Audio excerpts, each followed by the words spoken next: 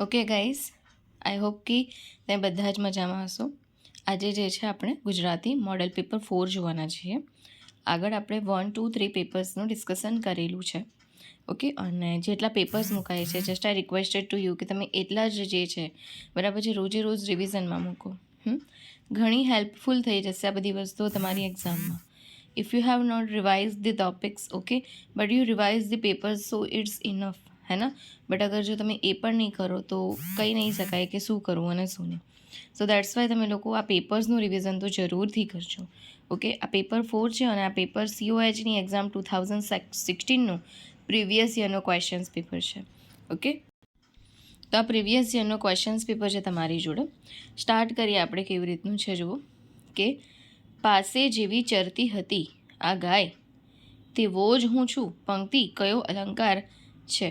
બરાબર, તો શું કીધું છે કે પાસે જેવી ચરતી હતી ને આ ગાય તેઓ હું છું બરાબર છે અને આ ગાય છે તો એની વચ્ચે કેવું આવશે? ગાય ચરતી હતી અને હું છું તો એ શું છે? સ્વભાવોક્તિ. કેમ કે હું તો પોતે માણસ જ છું બરાબર છે. સ્વભાવોક્તિ હે ને, એ સ્વભાવ બતાવ્યો છે કેવો બરાબર કે આ જે ગાય ચરે છે દેખાય છે તને બરાબર, એના જેવો જ છું હું તો, તે મારો સ્વભાવ છે. સ્વભાવોક્તિ બતાવ્યું છે એના ઉપરથી બરાબર.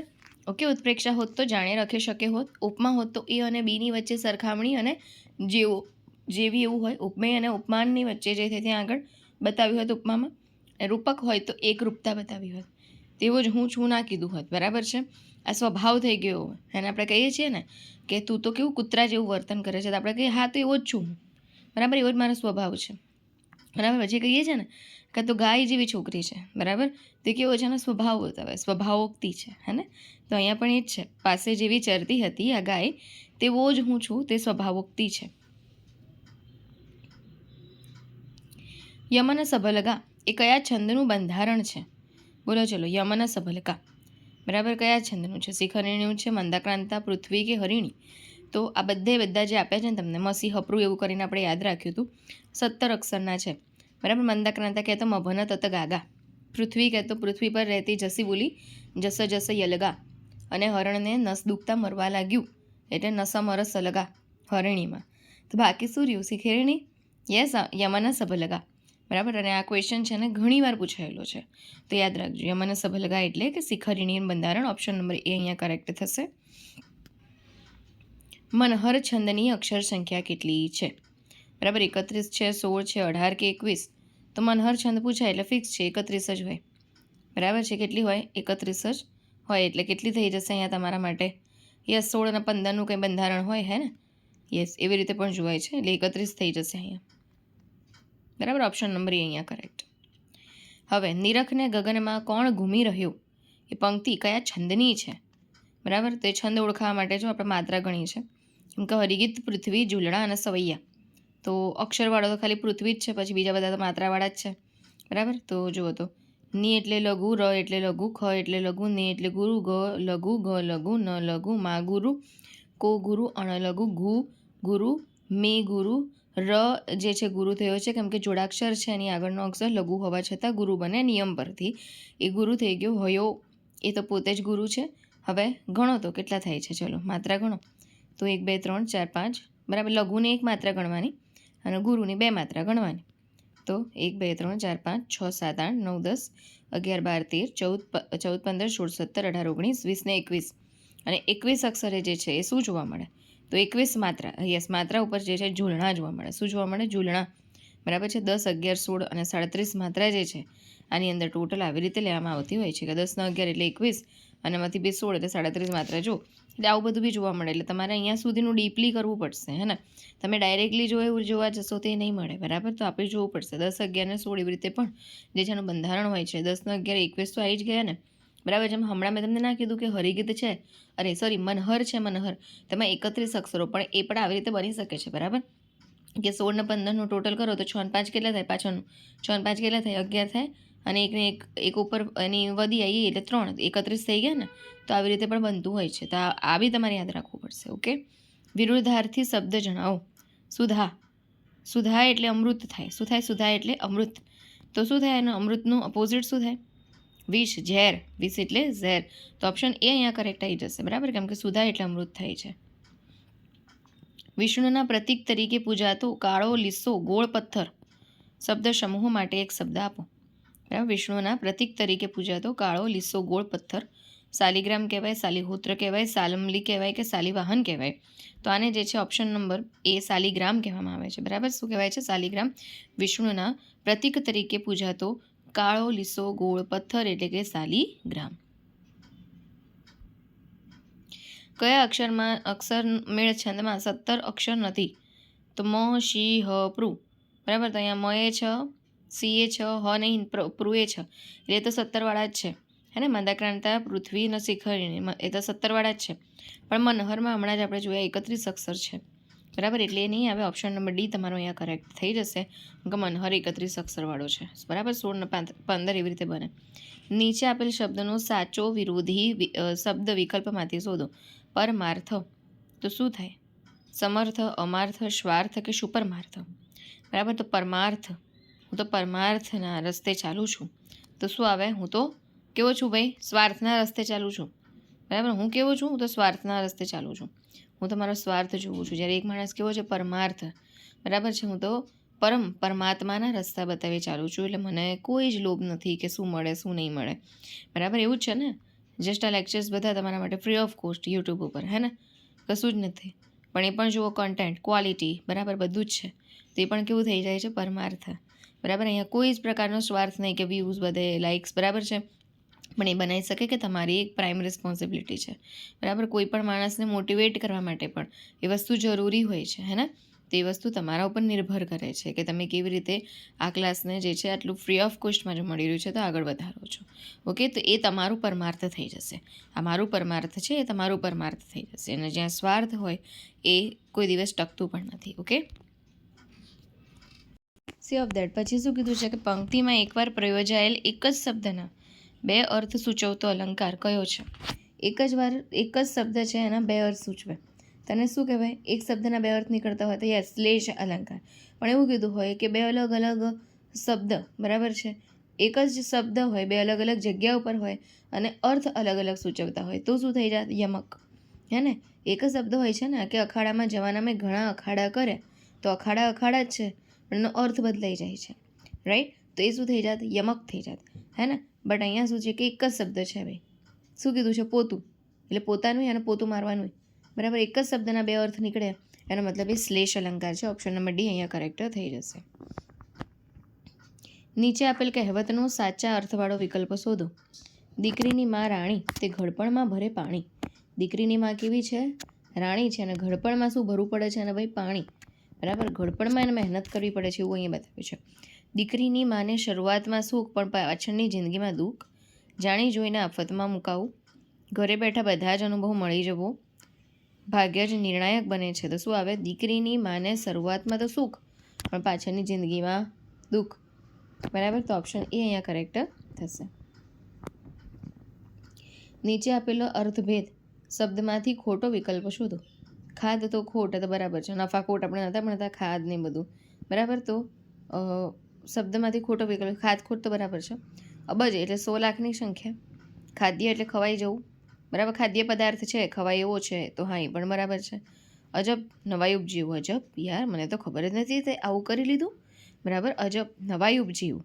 બરાબર, પણ અબજ જે છે એ 100 કરોડની સંખ્યા હોય ને ત્યારે અબજ થાય. 100 લાખે તો કરોડ થાય, હે ને? તો એટલા માટે એ ખોટું છે. બરાબર, જોઈ લો, અબજ એટલે તો 100 કરોડ થાય ને 1 કરોડે જે છે 100 લાખ થાય, હે ને? કે 100 લાખે 1 કરોડ થાય. બરાબર છે, એટલે ઓપ્શન નંબર સી અહીંયા ખોટો છે. અલંકાર ઓળખાવો. આંખનો એકમાત્ર વૈભવ તે ઘરમાળો. આંખનો એકમાત્ર વૈભવ તે ઘરમાળો. આ રૂપક બતાવ્યું છે. બરાબર છે, એકરૂપતા બતાવી છે. આંખનો એકમાત્ર વૈભવ અને તે પણ ઘરમાળો છે. તો આ રૂપક થઈ જશે. ઓપ્શન બી એકરૂપતા છે. નીચે આપેલ શબ્દનો સાચો વિરોધી વિકલ્પ શબ્દ વિકલ્પમાંથી લખો. અણીદાર. બરાબર, અણીદાર છે, એકદમ શાર્પ છે, તો એ પાણીદાર આવે. કાયર, બુઠ્ઠું. બરાબર, કે આધાર? શું આવે? યસ, બુઠ્ઠું છે. બ્લન્ટ છે, આપણે કહીએ છીએ ને બ્લન્ટ છે એકદમ, બુઠ્ઠું. બરાબર, શાર્પ અને બ્લન્ટ, તે બુઠ્ઠું. ઓપ્શન નંબર સી આવી જશે. આપેલા વિકલ્પમાંથી ખોટા પદ પ્રત્યય શોધી વિકલ્પમાંથી સાચો પ્રત્યય શોધો. માં, ના, ની, નો. બરાબર છે, તો શું આવશે? ઓબ્વિયસલી શું આવશે? ના. બરાબર છે, ના બરાબર છે, માં, ની, નું આ બધા પદ પ્રત્યય છે, પણ ના જે છે એ તો નિષેધ વાક્ય બતાવે છે ને, બરાબર. એટલા માટે નીચે આપેલા તળપદા શબ્દનું શિષ્ટ રૂપ વિકલ્પમાંથી શોધો. હડફ એટલે હડકવા, જલ્દી, હવા કે હલચલ. આપણે નથી કહેતા કે જલ્દી કર, હડફ કર, હડફ એ જલ્દી છે, હડફ એટલે શું થાય, જલ્દી થાય. નીચે આપેલ વાક્યનો કર્મણી પ્રયોગનો સાચો વિકલ્પ શોધો. વિનુ ઓફિસથી આવ્યો હતો. બરાબર, તો એમાં શું આવશે કર્મણી પ્રયોગનો સાચો વિકલ્પ? વિનુથી ઓફિસેથી અવાય છે, વિનુથી ઓફિસેથી અવાશે, વિનુથી ઓફિસેથી અવાયું હતું, વિનુથી ઓફિસથી આવે છે. તો શું આવે? જો આવ્યો હતો ને એ હતો તો હતું થઈ જાય, એવું તો એક જ છે. જો વિનુથી ઓફિસેથી અવાયું હતું, બરાબર, એ એનું કર્મ થઈ ગયું છે. તો ઓપ્શન સી અહીંયા થશે, કેમ કે બીજામાં તો છે, સે છે અને છે, પણ અહીંયા મેઇન વાક્યમાં તો હતો છે ને, તો હતું થઈ શકે, પણ છે ને હશે એવું તો ના જ થાય, બરાબર ને. એવું એક જ છે ઓપ્શન નંબર સી. એટલે આ સી તમારું કર્મણી બની જાય કે વિનુથી ઓફિસેથી અવાયું હતું. ઓપ્શન નંબર સી અહીંયા કરેક્ટ થાય. નીચેનામાંથી કયા શબ્દની જોડણી સાચી નથી?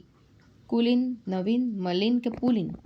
બરાબર છે, તો શું જોવા મળે અહીંયા? ભાઈ નવીન, નવીન આ રીતે લખાય. જો કેવી રીતે લખ્યું છે નવીનને? યસ, તો આ નવીનને જે છે આવી રીતે લખાય એટલે એ જોડણી ખોટી તમારી થઈ જશે. નીચે જણાવેલ શબ્દનો અર્થ શબ્દ સમજૂતી દર્શાવો. દૂજે તો ટપકે, દર્શે, ટપકે, સ્પર્શે, નિહાળે કે બોલે. બરાબર, તો દૂજે એટલે શું થાય? ટપકે છે, મને આ દૂજે છે, તો આ દૂજે છે, આ ટપકે છે, બરાબર. લીકેજ છે ભાઈ કોઈ, એટલે દૂજે છે, ટપકે છે. સાચી જોડણી નૈમિતિક, નૈમિતિક, નૈમિનિક કે નૈખિતિક. જો સી નડી તો આવશે જ નહીં, બેમાંથી જ આવશે, નૈમિતિક કે નૈમિતિક. ઓપ્શન એ કે ઓપ્શન બી. તો શું આવી જશે? ઓપ્શન એ નૈમિતિક. બરાબર, શું થઈ જશે? પહેલાં શું છે? રસ્વઈ પછી દીર્ઘઈ, બરાબર, નૈમિતિક. શબ્દ સમૂહો માટે એક શબ્દ લખો. ગઝલમાં દરેક બેતની પાછળ વારંવાર આવતો શબ્દ મતલા કહેવાય, મક્તા કહેવાય, કાફિયા કહેવાય કે રદીફ કહેવાય? તો રદીફ કહેવાય. ગઝલની આપણે છે ને સાહિત્યમાં પણ જોયેલું છે, બરાબર, કે ગઝલમાં દરેક બેતની પાછળ આવતો વારંવાર આવતો શબ્દ એટલે કે રદીફ. ગઝલમાં દરેક બેતની પાછળ વારંવાર આવતો શબ્દ એટલે કે રદીફ. ગુજરાતી ભાષામાં વિભક્તિની સંખ્યા કેટલી છે? તો કેટલી છે? 8 છે. એમાં કોઈ એ નહીં, 8 છે બસ વિભક્તિની સંખ્યા. નીચેના વાક્યમાં નામયોગી જણાવો. આપણે હાથ વડે હલેશા મારવાના છે. બરાબર, શેના વડે હલેશા મારવાના છે? આપણે હાથ વડે હલેશા મારવાના છે. તો શું થઈ જશે? બરાબર, વડે જે છે, બરાબર, શું છે? વડે જે છે એ નામયોગી છે, બરાબર, વડે એ નામયોગી છે, અને વડે હલેશા મારવાના છે, નામયોગી છે, વડે. ઓકે. નીચેનામાંથી કયો શબ્દ દ્વિરુક્ત શબ્દ પ્રયોગી નથી? 2 વાર ના આવતો હોય. દ્વિરુક્ત એટલે કેવું? 2 વાર ઉચ્ચારાતો હોય એવું, કે રમ રમ, ફર ફર, રાતો રાત, બરાબર એવું. માણસે માણસે તો છે, કુદા કુદમ કુદા એ પણ છે, ઠામે ઠામ પણ છે, પણ રામાયણ નથી, એટલે ઓપ્શન બી અહીંયા કરેક્ટ થઈ જશે. નીચેનામાંથી કયો શબ્દ દ્વિગુ સમાસ છે? બરાબર, તો દ્વિગુ સમાસમાં આપણને ખબર છે કે દ્વિગુ જ્યાં પણ હોય ને ત્યાં સંખ્યા આવવી જોઈએ અને પાછળ જે છે એનો સમૂહ હોય, બરાબર, એને કહેવાય દ્વિગુ સમાસ. પરદેશ, કૃષ્ણ પક્ષ, નવરાત્રિ કે ઘનશ્યામ. કયું છે? નવરાત્રિ, બરાબર, 9 દિવસોની રાત્રિ, નવરાત્રિ એટલે થઈ જશે તમારો સી. એમાં આવી ગયો ને સંખ્યા 9, દ્વિગુ સમાસ છે, ઓપ્શન સી. નીચેનામાંથી કઈ જોડણી સાચી છે?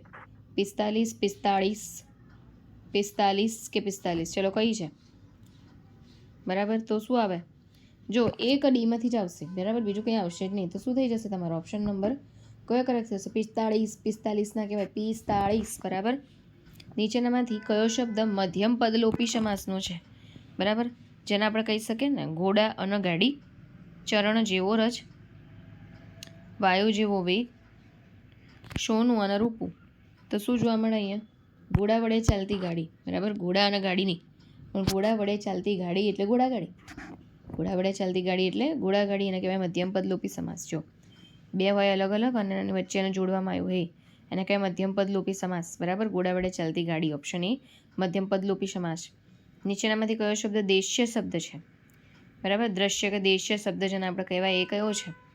બરાબર, જે રીતે કે આપણે પહેલાં પેપરમાં પણ જોયું હતું ને જાજમ, લાસ, બરાબર, એ પણ હતા ને દ્રશ્ય શબ્દ. એવી રીતે અહીંયા જે છે શું જોવા મળે? હે ઠોબરું, અસ્થિ, રેલવે કે બંસી, કયું છે? દેશ્ય શબ્દ એટલે શું આવે? ઠોબરું. બરાબર, ઠોબરું એટલે માટીનું વાસણ થાય, એ દેશ્ય શબ્દ છે. બરાબર, ઠોબરું એટલે માટીનું વાસણ અને દેશ્ય શબ્દ છે, દેશી શબ્દ કહેવાય એમ. દેશ એટલે દેશી એવું કહી શકો તમે. અતિથિ શબ્દની ઓળખ આપો. અતિથિ દેવો ભવ શું છે? તત્સમ છે, દેશ્ય છે. બરાબર, હિન્દી છે કે બંગાળી છે? તો અતિથિ તત્સમ છે. સંસ્કૃત ભાષામાંથી ઉતરી આવેલું એઝ ઇટ ઇઝ જે યુઝ કરવામાં આવ્યું હોય ગુજરાતીની અંદર એને તત્સમ કહેવાય. બરાબર, સંસ્કૃત ભાષામાંથી લેવાયેલું કે ઉતરી આવેલું ગુજરાતી ભાષામાં એઝ ઇટ ઇઝ વપરાતું એને કહેવામાં આવે તત્સમ. તો અતિથિ તત્સમ છે. મહેમાન જેને આપણે કહીએ નહીં. લિંગ સૂચક પ્રત્યયો કયા છે? દ્વારા, વડે, થકી, ઓ, ઈ, ઉ. બરાબર, તો ઓ, ઈ, ઉ એ લિંગ સૂચક છે. ઓ સાંભળો છો? પેલી, ઈ, આઈતી. બરાબર છે. પેલું, ઉ એ કેવું છે? નાન્યતર જાતિ, હે ને? ઓ કેવો છે? પુલ્લિંગ અને ઈ કેવી છે? સ્ત્રીલિંગ. ખબર પડી? ઓ પુલ્લિંગ છે, ઈ સ્ત્રીલિંગ છે અને ઉ એ કેવું છે? નપુંસકલિંગ છે, હે ને? ચલો, વેરી ગુડ. બરાબર, તો ડી કરેક્ટ થઈ ગયો. બાકી એબીસી જે છે ને, દ્વારા, થકી, વડે તો વિભક્તિ દર્શાવવા માટે વપરાય છે. બરાબર, ઓ કોના માટે? તો પુરુષ માટે. જેમ પહેલાં કહેતા હતા ને કે પતિના નામ આપીને ના બોલાવે, તો આવી રીતે બહુ સાંભળો છો તમે. બરાબર, પછી ઈ જે છે તે સ્ત્રી માટે છે અને ઉ નાન્યતર છે. બરાબર, વ્યાકરણની પરિભાષામાં ક્રિયાના કરનારને શું કહેવાય? જે ક્રિયાનો કરનાર છે એ કરતા છે ભાઈ. બરાબર, ઓપ્શન નંબર એ કરેક્ટ છે અહીંયા. અંધશ્રદ્ધા, જડતા અને અસમાનતા ઉપર કવિ નર્મદનું અસરકારક રૂપાત્મક કાવ્ય એ કયું છે? હિન્દુઓની પડતી, હૃદન રસિક, રાજ્યરંગ, મારી હકીકત શું છે? અંધશ્રદ્ધા, જડતા અને અસમાનતા ઉપર કવિ નર્મદ જે છે એનું અસરકારક રૂપાત્મક કાવ્ય જે હતું એ કયું હતું ભાઈ? હતું કયું? તો ઓપ્શન નંબર એ એટલે કે કહી શકાય કે હિન્દુઓની પડતી. શું હતું? નર્મદે શું લખ્યું હતું? હિન્દુઓની પડતી. અને બીજું નર્મદે દાંડીઓ ચાલુ કર્યું હતું, ખબર છે ને? જેમાં લોકોને વિચાર કરવો પડતો હતો, દાંડીઓ વાગે એવું હતું. બરાબર છે, તો અંધશ્રદ્ધા, જડતા અને અસમાનતા ઉપર કવિ નર્મદનું અસરકારક રૂપાત્મક કાવ્ય એટલે કે હિન્દુઓની પડતી. બરાબર, અંધશ્રદ્ધા, જડતા અને અસમાનતા ઉપર કવિ નર્મદનું અસરકારક રૂપાત્મક કાવ્ય એટલે કે હિન્દુઓની પડતી હતું. અહલ્યાથી એલિઝાબેથ કૃતિ કોની છે? અહલ્યાથી એલિઝાબેથ કૃતિ જે છે હિમાંશી સેલતની છે, સરોજ પાઠકની છે, વિનોદિની નીલકંઠની છે, ઇલા આરબ મહેતાની છે. તો અહલ્યાથી એલિઝાબેથ જે કૃતિ છે ઓપ્શન નંબર બી એટલે કહી શકાય કે સરોજ પાઠકની છે. અહલ્યાથી એલિઝાબેથ કૃતિ સરોજ પાઠકની છે. બરાબર, જો સાહિત્યમાં તો એવા ક્વેશ્ચન રહેશે જ કે તમને આવું ડાયરેક્ટ પૂછ્યું હોય અને ના પણ આવે તો એ મોટો ઇશ્યુ નથી થતો. પણ એકચ્યુઅલી વ્યાકરણ અને ભાષા એટલા પરફેક્ટ હોવા જોઈએ કે એમાં કવર થઈ જાય. બરાબર, તો આ આપણે જોવાનું તો છે, વાંચવાનું પણ છે, રિવાઇઝ પણ કરવાનું છે. કદાચ આ જ આવી જાય, બરાબર છે, તો કે પછી આમાંથી એલિમિનેટ કરી શકાય એવું હોય તો આપણે કરી શકીશું. બરાબર, બાકી તો એટલી બધી કૃતિઓ છે કે જેને તમે એઝ ઇટ ઇઝ યાદ રાખવા જશો તો બધું ભૂલી જશો. નર્સિંગે ભૂલી જશો, ગુજરાતી ભૂલી જશો, એટલે એવા તો ગાણ પણ કરતા જ નહીં ગાંઠસા કે હું આવું યાદ રાખી લઉં. બરાબર છે, અહલ્યાથી એલિઝાબેથ જે કૃતિ છે સરોજ પાઠકની છે. કોની છે? અહલ્યાથી એલિઝાબેથ એ સરોજ પાઠકની છે. સાહિત્ય ગૌરવ પુરસ્કાર કઈ સંસ્થા આપે છે? ગુજરાત વર્નાક્યુલર સોસાયટી, ગુજરાતી સાહિત્ય પરિષદ, ગુજરાત સાહિત્ય સભા કે ગુજરાતી સાહિત્ય અકાદમી? તો સાહિત્ય ગૌરવ જે પુરસ્કાર છે એ ગુજરાત, બરાબર છે, સાહિત્ય અકાદમી આપે છે. કોણ આપે છે? સાહિત્ય ગૌરવ પુરસ્કાર ગુજરાતી સાહિત્ય અકાદમી 1982માં જે ઓપન થયેલી એ. બરાબર, બાકી તો ગુજરાત સાહિત્ય જે સભા છે, બરાબર છે, એ રણજીત રામ એવોર્ડ આપે છે. ગુજરાત સાહિત્ય અકાદમી કે તમને તો એ કયો અવોર્ડ આપતી હતી? સાહિત્ય ગૌરવ પુરસ્કાર. બરાબર, સાહિત્યનો ગૌરવ પુરસ્કાર કરતી હતી. અને ગુજરાત સાહિત્ય સભા કે તો એ રણજીત રામ અવોર્ડ આપે છે. પ્રેમાનંદે વડોદરાને કયા નામથી ઉલ્લેખ્યું છે? બરાબર, તો વટપડક, વીરક્ષેત્ર, સંસ્કારી નગરી કે વટપુર? વીરક્ષેત્રે વડોદરું એવું કીધું હતું આપણે, તો કેવું છે? વીરક્ષેત્ર. ઓપ્શન નંબર બી અહીંયા કરેક્ટ આવશે. પ્રેમાનંદ વડોદરાના હતા, હે ને? અને એટલે જ વડોદરામાં સાહિત્ય સભા પ્રેમાનંદના નામે જે છે ખુલેલી પણ છે. નીચેના પૈકી કઈ નવલકથા શ્રી કનૈયાલાલ માણેકલાલ મુનશી દ્વારા લખવામાં આવેલ નથી? ગુજરાતનો નાથ, રાજાધિરાજ, પાટણની પ્રભુતા કે માણસના મન? તો કનૈયાલાલ જે છે એમના દ્વારા ઓપ્શન ડી એટલે કહી શકાય કે માણસના મન. બરાબર, તો માણસના મન જે હતી ને એ એમની નથી. બરાબર, નીચેના પૈકી કઈ નવલકથા એ શ્રી કનૈયાલાલ માણેકલાલ મુનશી દ્વારા લખવામાં આવેલ નથી? તો માણસના મન. બાકી તો કનૈયાલાલ માણેકલાલ મુનશીએ ગુજરાતનો નાથ, રાજાધિરાજ અને પાટણની પ્રભુતા લખી છે. કનૈયાલાલ માણેકલાલ મુનશીએ નવલકથા, એ પણ યાદ રાખજો, નવલકથા છે બધી. ગુજરાતનો નાથ, રાજાધિરાજ અને પાટણની પ્રભુતા એમને લખી છે, માણસના મન એમની નથી. ગુજરાતી સાહિત્ય પરિષદના પ્રથમ અધ્યક્ષ કોણ હતા? બરાબર, તો એ આનંદશંકર ધ્રુવ હતા, નંદશંકર મહેતા હતા, ગોવર્ધન રામ ત્રિપાઠી કે મહાત્મા ગાંધી? તો ગુજરાતી સાહિત્ય પરિષદના પ્રથમ અધ્યક્ષ કહી શકાય ગોવર્ધન રામ ત્રિપાઠી હતા. કોણ હતા? ગોવર્ધન રામ ત્રિપાઠી. અને જેમનું જો શું વખણાય છે? મહાનવલકથા. પ્રથમ મહાનવલકથા હતી કઈ? સરસ્વતીચંદ્ર. બરાબર છે, 4 ભાગોમાં વહેંચાયેલી, હે ને? તો ગુજરાતી સાહિત્ય પરિષદના પ્રથમ અધ્યક્ષ પણ ગોવર્ધન રામ ત્રિપાઠી જ છે. બરાબર, યાદ રાખજો, ગુજરાતી સાહિત્ય પરિષદના પ્રથમ અધ્યક્ષ ગોવર્ધન રામ ત્રિપાઠી જ છે અને જેમની મહાનવલકથા ફેમસ છે. કાજે તરફ વ્યાકરણની પરિભાષામાં શું છે? નામયોગી છે, પ્રત્યય છે, સંયોજક છે, અવ્યય છે. અવ્યય એટલે નિપાત થાય. બરાબર, અવ્યય એટલે નિપાત થાય, આ ધ્યાન રાખજો. તો શું છે આ બધા? હે યસ, શું છે? નામયોગી છે. એના કાજે હું આવ્યો તો નામયોગી. બરાબર, એના તરફ જો, તરફ નામયોગી. બરાબર, આ વ્યાકરણની ભાષામાં કાજે તરફ એ બધું શું છે? નામયોગી છે. સમાન અર્થ ધરાવતી કહેવત ઓળખાવો. આપ મુવા વિના સ્વર્ગે ન જવાય, પૂછતા પંડિત થવાય, પારકિયા સદા નિરાશ, પ્રાણ અને પ્રકૃતિ સાથે જાય. તો સમાન અર્થ ધરાવતી કઈ છે? બરાબર, શું આવશે? હા, શું જોવા મળશે? કે આપ મુવા વિના સ્વર્ગે ન જવાય. બરાબર છે, અને પારકી આશા કેવી છે? તો બરાબર, જો પૂછતા પંડિત થવાય, પ્રાણ અને પ્રકૃતિ સાથે જાય. બરાબર, એ કેવી છે? સમાન અર્થ ધરાવતી કહેવતો છે. કયો ઓપ્શન કીધો છે તમને? Option number C. ઓકે, તો એમાં શું છે? જો મેં તમને જેમ કીધું હતું ને, હા, કે આપ મુવા વિના સ્વર્ગે ન જવાય અને પારકી આ સદા નિરાશ. આપણે એવું કહીએ ને કે આપ મુવા વિના સ્વર્ગે ન જવાય, તમે ના આવો તો કંઈ ના થાય. બરાબર, એવું કોઈના પર એવું ના રખાય, નકર શું થાય? પારકી આ સદા નિરાશ. બરાબર, જે પારકી આશા રાખે ને કે તારા વિના કંઈ ના થાય, એ સદા નિરાશા જ અનુભવે અને કશું જ ના મળે. એટલે કયું આવશે? 1 અને 3 જે છે અહીંયા કરેક્ટ છે, કે આપ મુવા વિના સ્વર્ગે ન જવાય, પારકી આ સદા નિરાશ. બરાબર, આ બંને કહેવતો એક જેવો સમાન અર્થ ધરાવે છે. ક્ષયનો વિરોધી શબ્દ આપો. બરાબર, ક્ષય કરી દેવો, મેં એનો ક્ષય કરી કાઢ્યો, એનો નાશ કરી કાઢ્યો છે, તો વૃદ્ધ, એનો શું થશે? યસ, ઓબ્વિયસલી, ક્ષય કરી દેવો તો શું થાય? વૃદ્ધિ કરવી. બરાબર, એ ત્યાં ઝાડ હતું ને, મેં ક્ષય કરી કાઢ્યો, એનો નાશ કરી દીધો, પણ મેં શું કર્યું? કે મારા ઝાડનો તો મેં વૃદ્ધિ કરાવી છે, એનો ગ્રોથ કરાવ્યો, વિકાસ કરાવ્યો. તો ઓપ્શન નંબર બી અહીંયા કરેક્ટ થશે. વાક્યમાં નિપાત પ્રયોજાય તો તેના સામા ફરક પડે છે? વાક્યમાં નિપાત પ્રયોજાય ને, તો આપણે તેમ કહેવાય મોસ્ટલી કે એના કોઈ જ ફરક જ ના પડે. બરાબર, એના અર્થમાં તો ફરક જે છે એ પડે કંઈ. બરાબર, એના મહત્ત્વમાં, એના કાર્યમાં, એના શબ્દમાં કોઈ જ ફરક ના પડે, પણ એના અર્થમાં પડી છે. કેવી રીતે? કે આપણે એમ કીધું કે રામલાલ તમે આ કામ કરી દેજો.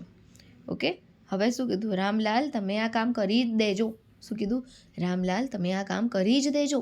બરાબર છે, મહત્ત્વ તો એટલું જ છે, કામ કરવાનું જ છે રામલાલને, કાર્ય પણ એ જ છે, કામ જ કરવાનું છે, શબ્દ પણ એનો એ જ છે, પણ અર્થમાં વધારો થઈ ગયો કે રામલાલને ખાલી કામ કરવાનું હતું, હવે રામલાલ આ કામ કરી જ દેજો. બરાબર, તો નિપાત પ્રયોજાય, એમાં અર્થમાં ફરક પડે. બરાબર, એના અર્થમાં ફરક પડે કે એમાં કોઈને એવું થાય કે મારા પર જોર જબરદસ્તી કરવામાં આવી છે. બરાબર, હે ને? પણ પ્રેમથી તમે એમ જ કહો રામલાલ તમે આ કામ કરી દેજો, તો પણ થઈ જવાનું છે. બરાબર, તો અર્થમાં ફરક પડે. ઓપ્શન નંબર ડી એ તમારા ઉપર છે, એટલે કે વાક્ય કઈ રીતનું ઉચ્ચારવું, હે ને? વાચા કેવી હોવી જોઈએ કે સામેનો માણસ ઇમ્પ્રેસ થઈ જાય, કે એને સાંભળવું ગમે. નીચેનામાંથી કયું વિશેષણ એ સ્ત્રીને લાગુ પડતું નથી? કુમારિકા તો કહેવાય. બરાબર, સૌભાગ્યવતી ભવ એવું પણ સ્ત્રીને જ કહેવાય છે. પ્રોષિત ભર્તુકા કે પ્રોષિત પત્નીક. બરાબર, તો શું આવે? તો જો પ્રોષિત પત્નીક જે છે એના આવે, પ્રોષિત ભર્તુકા પણ એને જ કહેવાય સ્ત્રીને. બરાબર, સ્ત્રીને કુમારિકા કહેવાય, સ્ત્રીને સૌભાગ્યવતી પણ કહેવાય, અને સ્ત્રી માટે જ પ્રોષિત ભર્તુકા પણ કહેવાય, કે જેનો પુરુષ જે છે, જેનો પતિ જે છે બહારગામ કામ કરતો હોય એને પ્રોષિત એવી પત્ની એટલે કે પ્રોષિત ભર્તુકા, પણ જેની પત્ની બહાર હોય એને શું કહેવાય? પ્રોષિત પત્નીક પુરુષ. બરાબર, એવો પુરુષ, તે પુરુષ માટે છે પ્રોષિત પત્નીક, એટલા માટે એ નહીં આવે, ડી અહીંયા કરેક્ટ થશે નહીં, કેમ કે પુરુષ માટે છે. હવાની મંદ લહેરનો અવાજ માટે કયો શબ્દ પ્રયોજી શકાય? સડસડાટ, સડસડાહટ, સરસરાહર કે સરેસાહ? તો સરસરાહર. બરાબર. હવા કેવી ભાઈ? સરસરાહર ચાલતી હતી. હવાની મંદ લહેરનો મંદ અવાજ સરસરાહર. બરાબર. ઓપ્શન સી અહીંયા કરેક્ટ થશે. નીચેનામાંથી કયો શબ્દ જુદો પડે છે? હલકાપણું, લઘુતા, નાનાપણું અને નાનકું. બરાબર. તો શું આવે? બરાબર. શું આવે? યસ, ઓપ્શન એ જે છે અહીંયા અલગ પડે. હલકાપણું. બરાબર. હલકાપણું એ અલગ વસ્તુ છે ભાઈ. બાકી તમે કહી શકો લઘુતા, નાનપણું, બરાબર, અને નાનકું. પણ હલકાપણું એ હલકો બતાવે છે. બરાબર. પણ લઘુતા એને બધું નાનું બતાવે છે. તો હલકું એટલે ભારે થાય ને, નાનું એટલે મોટો થાય. બરાબર. એટલે આ વસ્તુ અહીંયા અલગ પડી જાય છે. હલકાપણું ના આવે. બાકી લઘુતા, નાનાપણું અને નાનકું તો એક જ છે. ઓપ્શન નંબર એ અહીંયા કરેક્ટ થશે. નીચેનામાંથી કયો શબ્દ જુદો પડે છે? પાન, પર્ણ, પલ્લવ અને આકાશ. તો જો આ બધા લીફના સિનોનિમ્સ છે. પાન, પાંદડું, પર્ણ, પલ્લવ. પણ આકાશ નભ થઈ જાય એટલે ખોટું છે. ઓપ્શન ડી અહીંયા નહીં આવે. નીચેની પંક્તિમાં અલંકાર ઓળખાવો. નિસર્ગ જાણે ડૂસકું ભરે છે, જાણે રખે શકે ઉત્પ્રેક્ષા અલંકાર ફિક્સ છે. કશું નહીં જોવાનું. ઓપ્શન એ જ આન્સર છે. બસ કરેક્ટ જ છે. ચલો, નીચેની પંક્તિમાં અલંકાર ઓળખાવો. જવાની તો જવાની છે, એની એ સાથે સરખામણી. શું થઈ ગયું? બરાબર. હા, પણ અહીંયા હવે જો આપ્યું નથી તો શું આપે? રૂપક છે ભાઈ. આ જવાની તો જવાની છે.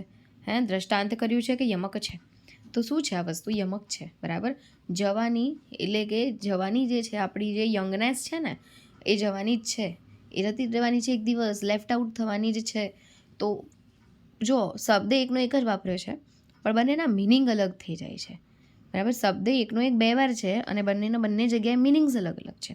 તો યમક કહેવાય. પણ આની જગ્યાએ એક જ શબ્દ હોત અને એક જ અક્ષરના બે અલગ અલગ મિનિંગ્સ નીકળે તો શ્લેષ થાત.